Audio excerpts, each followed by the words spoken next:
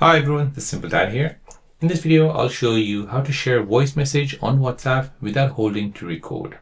So on your WhatsApp application, previously you had to hold the mic button to record a voice message like this. Now, recently, WhatsApp has just updated that, and now you just need to go ahead and tap, swipe up. This will lock up the mic, and you can talk hands-free. So here is an example. To record a voice message on this group, I can go ahead and swipe on this mic icon, swipe up, this will lock it, and I can just go ahead and record my voice note hands-free.